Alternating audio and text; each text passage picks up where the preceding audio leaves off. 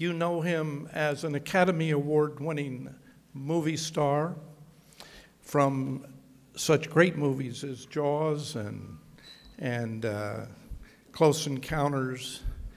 He assures me he is not part of the gaggle of Hollywood liberals. Ladies and gentlemen, Richard Dreyfuss,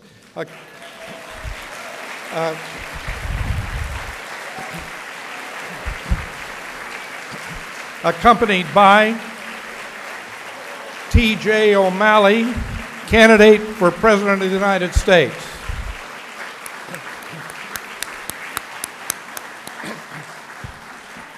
Coming up the aisle is T.J. O'Malley, candidate for President of the United States. Welcome to both of you. I never thought I'd see Richard Dreyfuss in the House of Nixon, but he feels quite comfortable here, and we had a great chat ahead of time. He's a Stossel fan and wanted to get to know him, so that's why he's here, and we hope he comes back. Thank you for coming. He used to be a neighbor of mine in Hollywood Hills. Ladies and gentlemen, you're here not to hear me, but to welcome and say hello to our guest speaker, who is author of this book. And I was going to have one of these signs. Those of you who have seen him on all of the segments he's been doing on government on Fox News have seen him hold this sign up. And I was going to get one and hold it up. And then I found out how much money it cost, so I said, I'm not going to do that. Just hold the book up. That'll do it. So he's won 17 Emmy Awards, a star of Fox Business Network and of Fox News. Ladies and gentlemen, John Stossel.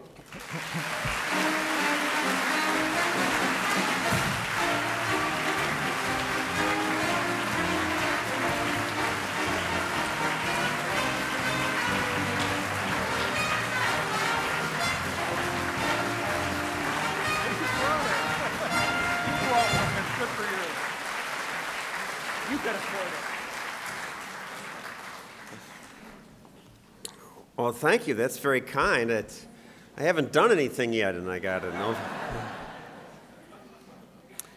The title, No They Can't, is a play, obviously, in the last election where there was such fervor of, yes, we can.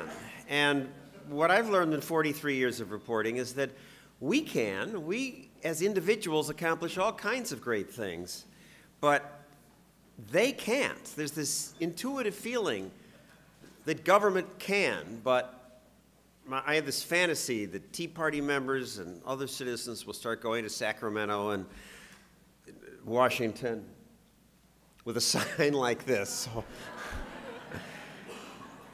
All right, well, it's a fantasy.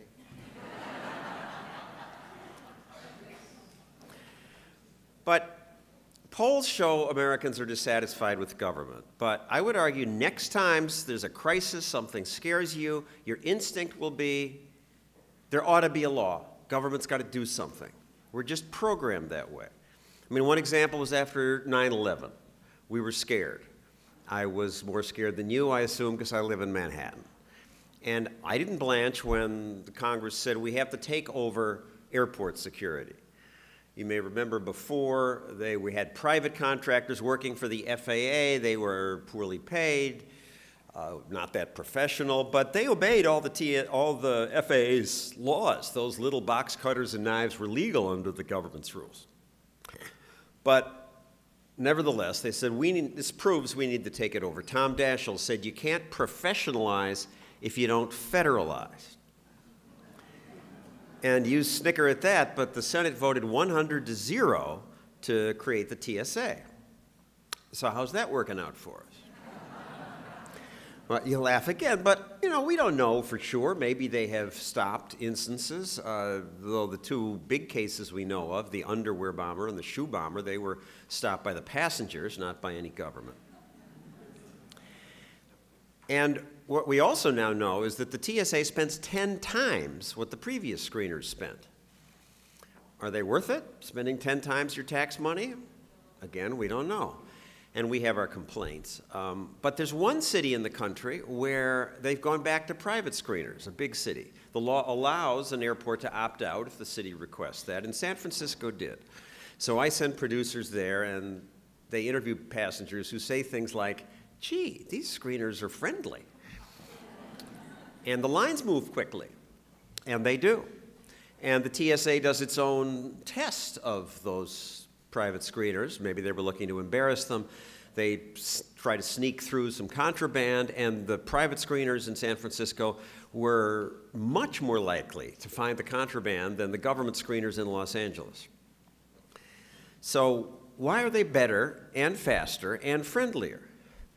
Because that's what the private sector does. This guy, this greedy guy who runs this screening company knows that if he doesn't do a good job, he'll get fired and he'll lose his own money.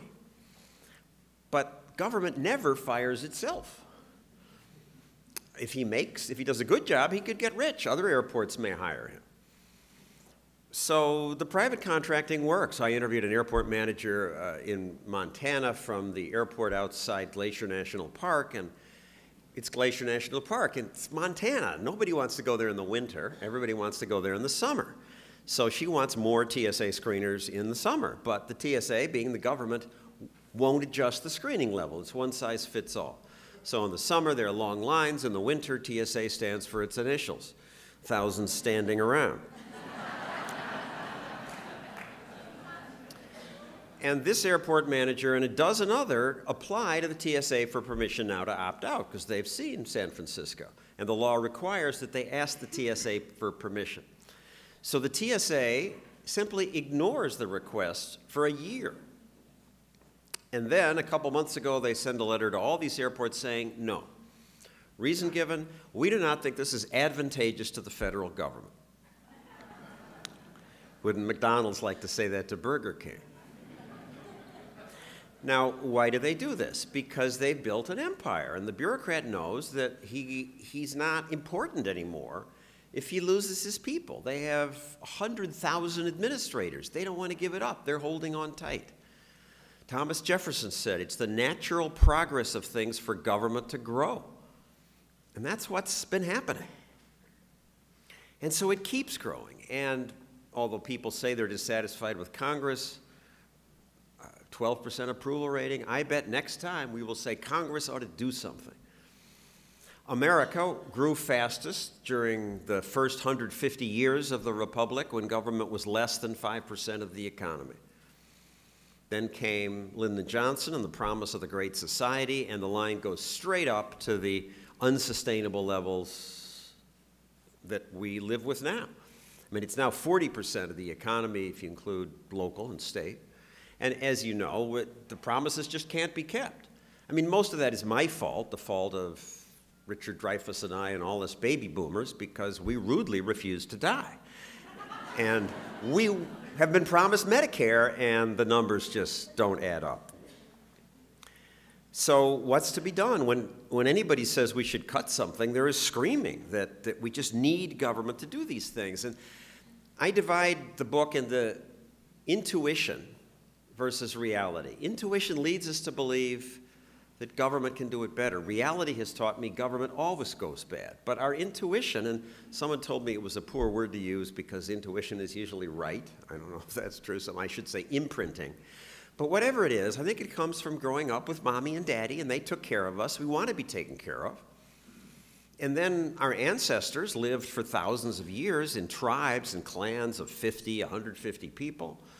And you had to follow the tribal leader. If you didn't harvest the fruit when he said to, you were probably dead and you didn't live long enough to give birth to us. So we're programmed to follow the central planner. And life is complex, and we're busy, we have lives. I can't get my brain around how you design a sewage treatment plant myself. My instinct is to trust the experts in Sacramento and Washington. Hence Jefferson's comment, the natural progress of things. But this is a tragedy. So let me back up from this and say, why is America prosperous? I have a nonprofit that puts my free market videos, makes them available free to teachers. And one of the more popular earlier ones was this show where I ask high school kids that. I say, 7 billion people on Earth, 2 billion live on $1 or $2 a day. Fewer than 1 billion of us live anywhere near close to our level of prosperity. What did we have? And the kids have no clue. And then finally someone says, oh, I know, we have democracy. And we're a relatively new country. We have natural resources. And I say, well, India has natural resources and democracy, and India's poor. They say, well, India's overpopulated. But actually, the population density of India is the same as that of New Jersey. New Jersey's doing okay. Well, you in California may not think so. But what about Hong Kong? Hong Kong is just a rock. It has no natural resources and no democracy. They had the British rulers and now the communist Chinese. They never had democracy. Yet Hong Kong went from poor to rich in 50 years, third world to first world. We know what works. We've seen it work in Hong Kong, New Zealand, Singapore, the United States. It's economic freedom and rule of law. Now, you need rule of law. You need a judiciary that's not corrupt. You need to know that your personal safety is protected, your property is protected, that the deed to your house means it's really yours. I mean, the worst places in the world to live are the African country where you don't have rule of law and nobody will build a factory because your neighbor may steal what you make, or the dictator may confiscate your whole factory. So everybody stays poor. In Hong Kong, they had rule of law because the British rulers kept people from stealing from each other or killing each other, or punished them if they did. And then they sat around and drank tea. Hong Kong's secret was economic freedom. The British rulers left them alone, and free people left alone made themselves prosperous. And that's what made America great, but people don't get it. They don't get it in Hong Kong. When I went there and asked, how come you're prosperous? They didn't know either. They wanted government to do more. We all want government to do more, to fix things. The idea that impersonal market forces could solve these problems is just not intuitive. An invisible hand? What's that? Or I like the way Frederick Hayek put it better, the spontaneous order. But we don't trust that. You wouldn't trust it. If you're the regulators and you'd never seen a skating rink before, and I told you I'm a greedy entrepreneur, I want to bring this new business to Orange County. We're going to put ice in a big rink, and people are going to strap sharp blades to their feet, and young and old are going to zip around in the ice, different skill levels. You'd say, you can't do that. There have to be skating police or skating stoplights or something. But the spontaneous order works. Capitalism works. Capitalism has lifted more people out of the mud and misery of stoop labor and poverty than any system ever. Yet, it's vilified in every newsroom I've been in and many universities. So I'm trying to get my brain around what's this hatred of business and capitalism about. Somebody came up to me in the street in New York and said, are you John Stossel? Yeah. I hope you die soon.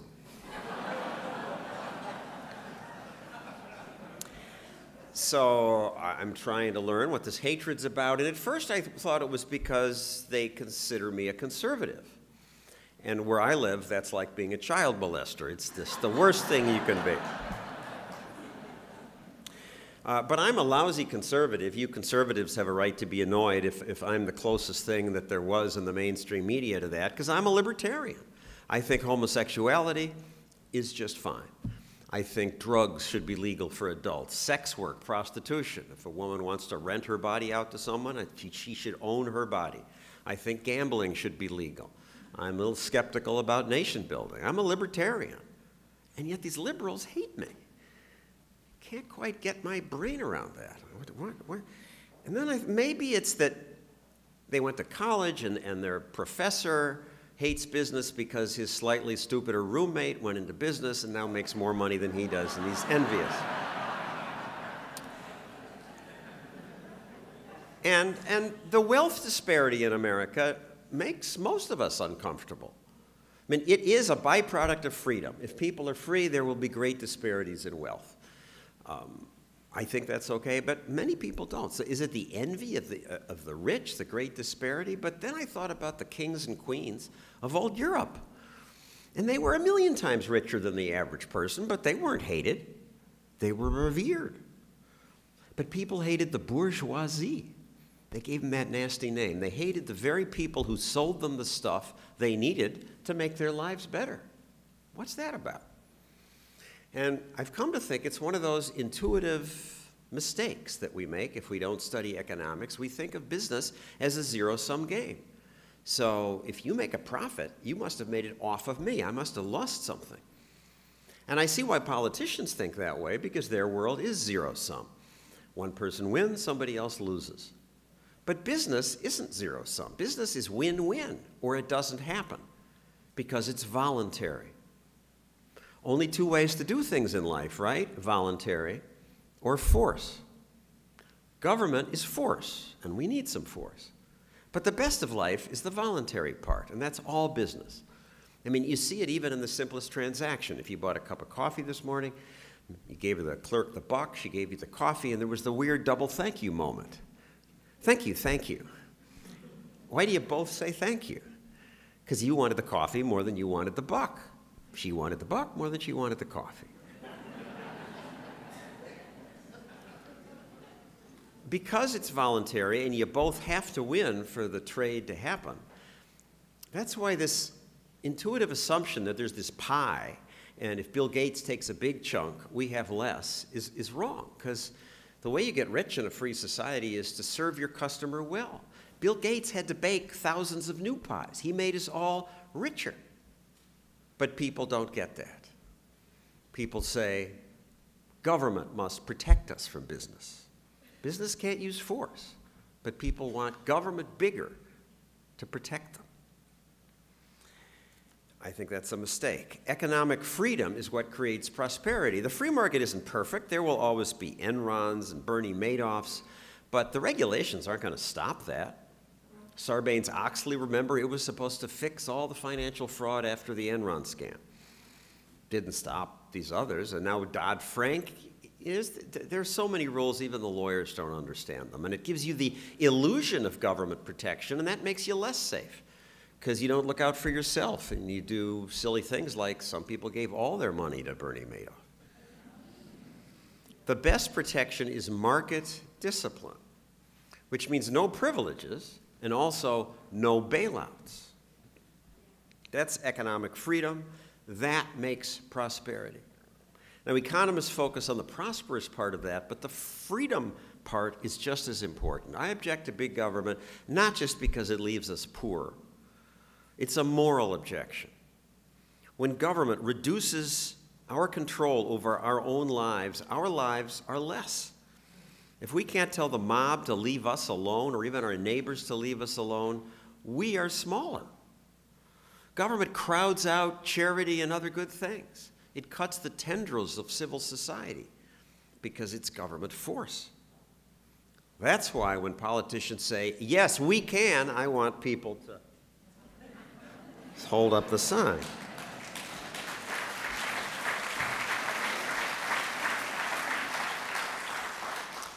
So you can make these. They're on my website. I have the graphic.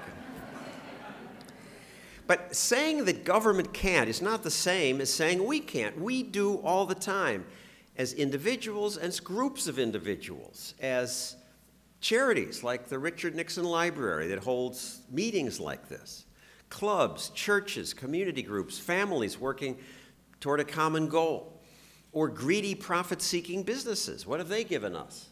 Lipitor, artificial hips, robotic limbs, air conditioning, computers, flush toilets, iPhones, all great things. We don't even think about it. Anybody ever stop to thank free markets, to thank capitalism? You don't think twice when you go to a supermarket, and there are 30,000 on average products, and they're unbelievably cheap. And it's well lit, a nice place to be, the aisles are wide, they're open 24/7, they rarely poison us. We just take it for granted. A couple of years back, the Detroit Medical Center, at the beginning of the Obamacare discussions, announced proudly, we're the first in the country to use barcodes to track patient records. Aren't we great? And yeah, it was good. Everybody applauded. But supermarkets did that for Coke and candy 30 years ago. It came later to hospitals because government has gummed up the free market in healthcare. We take it for granted that you can go to a foreign country, stick a piece of plastic in the wall, and cash will come out. He can give the same piece of plastic to a total stranger, and he'll rent you a car for a week. Guy who doesn't even speak your language. And when you get home, Visa or MasterCard will have the accounting correct to the penny. You'll scream if they don't. But government can't even count the votes accurately.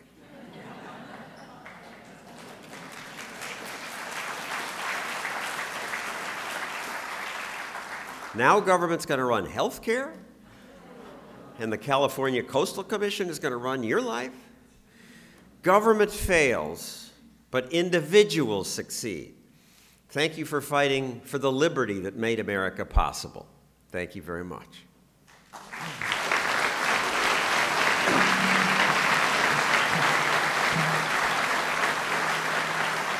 Thank you. Thank you, John. He's agreed to answer a few questions, so I'm going to circulate among you with baskets asking for money. No, looking for questions. We have to leave. We have to cut this off in just a few minutes because I know some of you haven't got your book signed. He will be in the lobby afterwards, but we can't do inscriptions because he has to leave here at 4:45, so we'd appreciate your cooperation on that. The first question is this lady right here, who I'll ask to stand and state your question. Hello. And why don't you also say your name so your neighbors get to know who you are? Susan Elliott, and I teach economics up in Covina.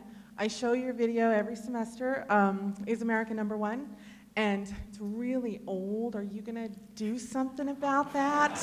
Because it's still really good, but it's really old. Before they were born. Well, this nonprofit. It's called Stossel in the Classroom, and I have to pay for the stuff to do this. So if any of you want to help, please give me a card. She happens to show in her class this very first video we made, and it is old by now. But look, I had to go around the world to shoot that. I tried to open a business in New York. It took me months. I couldn't do it in India. At the time, you had to get 20 permits just to get a computer. And that's why India's poor. They've worshipped the British civil service rules that once governed India. And in Hong Kong, I could open a business in one day. It was a stupid business selling ABC yo-yos and Frisbees and that nobody bought. But this opportunity to try is what allows people to prosper. Yeah, who's ever got the mic? The lady back here. All right, I have a question. Rini Sorrentino. Rini Sorrentino. Still my name. Could you give me directions to that place for the coffee for $1?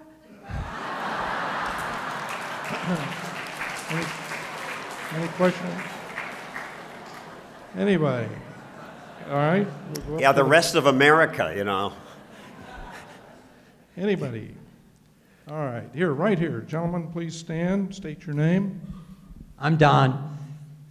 If the Libertarian Party is so good, why is it that they can't get enough numbers to get on the ballot in a lot of states? And are you more a Republican than a Democrat, or do you stay as a libertarian? I'm a basic garden variety libertarian. It's true, we're not getting the votes. Ron Paul's getting maybe 12% in Republican primaries. I think if he looked like Romney and if his jacket didn't ride up like this all the time, he'd get more votes. But the people tend to want to vote Republican or Democrat. I used to be a liberal, and I used to call for more government regulation. Watching that fail was what radicalized and made me a free market marketer. And I was thinking, so where do I fit, Democrat or Republican? Who can I convince? And I thought, well, I'll never convince the Republicans because there are lots of social conservatives who will just rebel at some of these social issues because it violates their religious principles. And look, I'm not saying you should see prostitutes or take drugs. I'm just saying the law causes more trouble than that it helps, and that it's a moral principle that free people ought to own their own bodies once they're an adult. I'm not advocating it, but I thought, the Republicans won't welcome me, but conservatives have. They have me at conferences. They're polite, they discuss these things, open debate. Liberals are shut down. I had one liberal guy who's son went to school with my daughter in our fancy private school in New York, and we live near each other, and he just got a radio show and a new liberal channel. I thought, all right, he's smart. He'll agree on the social issues. I ought to be able to convince him of the economic issues because it's just calculating to see what works, what makes countries prosperous. And I tried, and that was a big flop. His name was Al Franken. And I went on his Air America radio show, and he was like an animal. I barely got to say a word. He just yelled at me for most of the time. Yes, sir. My name is Joe Bookman. I'll be a delegate at the Libertarian Presidential Nominating Convention, and we will be on the ballot in all 50 states, and it costs hundreds of thousands of dollars to gather those signatures because state governments that are controlled by Republicans and Democrats make it hard. And even Newt Gingrich couldn't get on the ballot in his home state. So, my question for you, however, is what would it take to get you to Vegas to run as Gary Johnson's vice presidential candidate at our convention? And it's likely we'll have a former two-term governor of New Mexico as our presidential nominee. So the Libertarian Party's growing, and on behalf of all the delegates that'll be in Vegas, thanks for the work you do to bring attention to us. But why not, how about running for office and making a real difference in the world? Thank you. Not going to happen. I don't have the social skills. I don't, really. You haven't, just ask my wife. Gary Johnson, most of you probably haven't heard of him. I don't see why he doesn't get traction. He's the likely has he already been picked as the Libertarian? We'll see. He has to get the, but he's a two-term governor of New Mexico. He ran on the Republican it's a Democratic state. He got elected as a Republican. He left a balanced budget. He's a good guy. He just can't get, I think he's too laid back. He looks like he's high on weed, although he says he does not partake. Yes? I'm Danny Nichols. I just wanted to ask what you would say to young people like myself who find ourselves more and more bullied into liberalism and voting Democrat, and even just going along with that in conversation, even if you don't really agree. What do you say to that? I mean, if you don't agree, it's your civic responsibility to argue and to say, well, so why are you voting for this person? Do you believe in the government? Or this was George Bush too, a government that doubled spending since President Clinton, went from $2 trillion to almost $4 trillion. Are you comfortable with that? And to try to discuss it, it's very tough. I've lost friends. My daughter went to Wesleyan University, one of the ultra-liberal universities in America, and she's not that political, but she just learned to shut up. But you're older than she is, you're tougher, you can do it. John, thank you for appearing. I'm Wayne Selzell, Villa Park, and thank you to this beautiful orchestra over here. I wanted to ask you, every city, county, and state is struggling with the unfunded liability of public employee retirement funds. I have been a strong advocate that public employee should not be permitted to unionize because they have a monopoly over the system. Do you agree? Okay, thank you. I gotta go over there. Yes, and it's certainly easy to agree. Even FDR said public employees should not unionize because there's no competition. But I thought Scott Walker was wrong to pick that issue. Collective bargaining just sounds nice. The workers ought to be able to get together and bargain collectively. Far more onerous, I think, is the rule that forces you to join a union, and that exists in about half the states. At ABC, I was forced to join AFTRA, the American Federation of Television and Radio Artists. I mean, I don't consider myself an artist. I didn't want to join, but if I wanted to work there, I had to. That's wrong. I think that would have been a stronger case.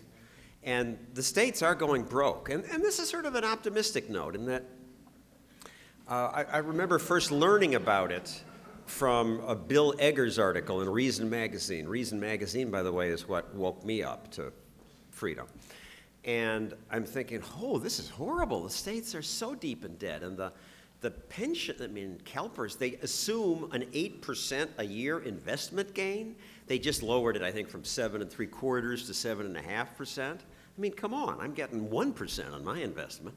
And But this is so boring. I mean, the solution is defined benefit plans. And as soon as I say the words, I hear people clicking their channel away from me because nobody wants to think of, well, maybe you do, but you're not normal. But normal people don't want to think about that stuff.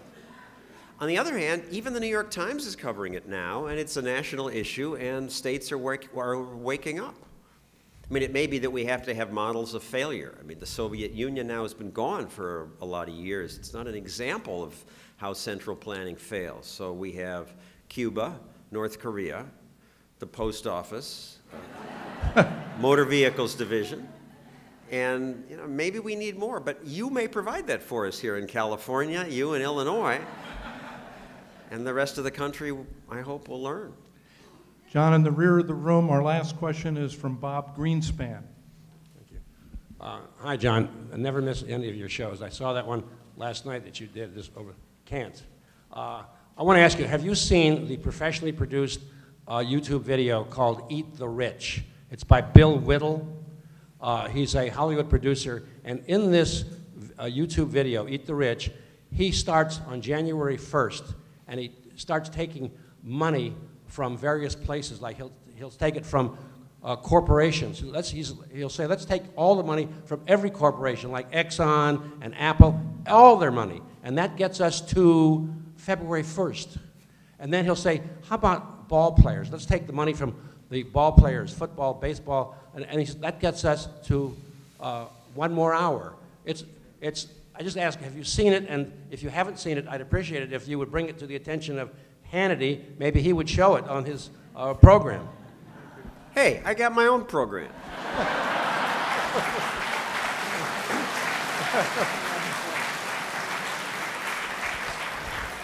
I have not seen it. I welcome the suggestion. We like to use videos on the program. I'll check it out. Eat the Rich is also the title of a P.J. O'Rourke book, which is really about what makes a country rich or not, which is what this Is America #1 video was based on. Frankly, much of what I do is just stealing print writers' work and making a little movie about it.